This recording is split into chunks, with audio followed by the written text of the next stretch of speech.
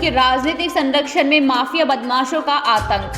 प्रदेश कांग्रेस सरकार की चौथी वर्षगांठ से पहले बीजेपी ने अब हिंदुओं के साथ हो रही घटनाओं को मुद्दा बनाकर प्रदेश की गहलोत सरकार को घेरना शुरू कर दिया है।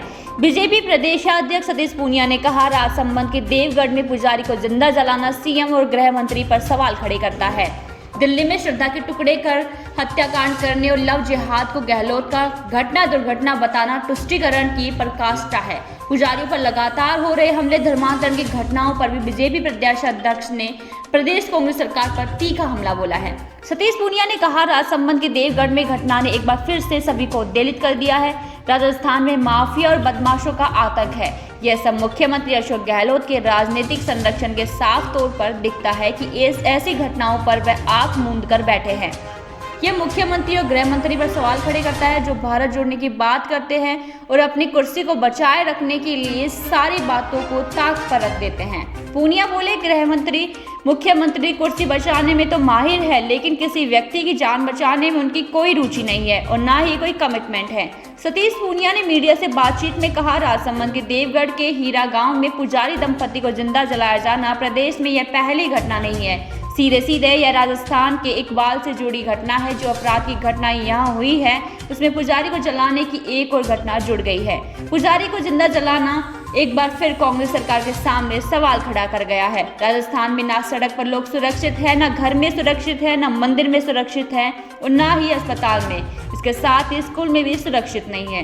राजस्थान की असुरक्षा यहाँ तक पहुँच गई है कि देवी देवताओं को पूजने वाले पुजारी को इस तरीके से जिंदा जला दिया जाता है। यह सीधे सीधे राज्य में मुख्यमंत्री और गृह मंत्री पर सवाल खड़े करता है, जो इस समय भारत जोड़ने की बात करते हैं और अपनी कुर्सी को बचाए रखने के लिए सारी बातों को ताक पर रख देते हैं। यह उसी का नतीजा है जो कानून व्यवस्था पिछले 4 सालों से ध्वस्त हुई है, उसका रिजल्ट इस पूरे रूप में आया है। पूनिया ने कहा, कांग्रेस शासन में अपराध की घटनाएं पीक पर है। यहाँ तो पुजारी को जिंदा जलने के लिए मजबूर होना पड़ता है। जैसे महंत विजयदास की घटना हुई, जयपुर के मुरलीपुरा की एक घटना थी, लेकिन राजसमंद के देवगढ़ की इस घटना ने एक बार फिर से उद्वेलित कर दिया है। राज्य सरकार का कानून व्यवस्था को दुरुस्त करने का कोई कमिटमेंट दिखता नहीं है। अब ऐसा लगता है कि राजस्थान अपराधियों के हाथों में है। यहाँ सरकार का ना कोई इकबाल है, ना कोई शासन है। ऐसे में समाज में आक्रोश स्वाभाविक है। प्रदेश में दिन दहाड़े डकैती, हत्याएं होती है, लूटपाट की घटनाएं होती है। 7 हत्याएं रोजाना के आंकड़े में 1 हत्या का आंकड़ा फिर जुड़ गया है।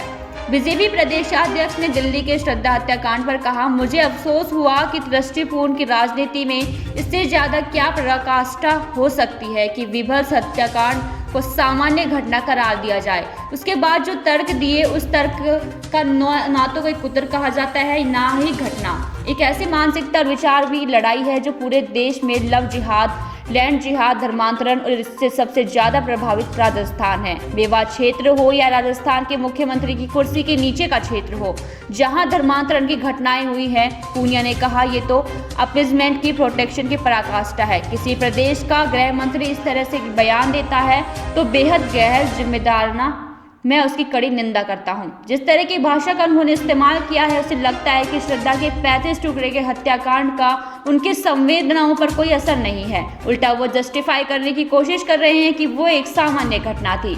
इस तरह की घटनाएं होती है। यह बहुत चिंताजनक और दुर्भाग्यपूर्ण है कि किसी प्रदेश का मुख्यमंत्री, जो गृह मंत्री भी है, ऐसी बयानबाजी करता है, तो यह समाज और प्रदेश के लिए चिंताजनक है। दृष्टिपूर्ण को साफ दिखता है, ये लड़ाई किसी कम्युनिटी नहीं, मानसिकता की लड़ाई है। इस देश के अंदर जो आतंकवाद, अराजकता की घटनाएं हैं, प्रदेश में भी भीलवाड़ा, करौली से लेकर जोधपुर तक ऐसी सीक्वेंस थी। उदयपुर के ट्रैक के बीच घटनाएं होती हैं। एनआईए इन्वेस्टिगेशन के बहुत सारी चीज़ें सामने आई है। पीएफआई के कनेक्शन की बात हम करते हैं कि राजस्थान में पीएफआई पर पैसा प्रसार रहा है, लेकिन मुख्यमंत्री को उससे कोई मतलब नहीं था। मुझे लगता है मुख्यमंत्री का यह बयान तुष्टीकरण की पराकाष्ठा है। खास खबरों को जानने के लिए जुड़े रहिए मरुधु बुलेटिन के साथ। तब तक के लिए नमस्कार।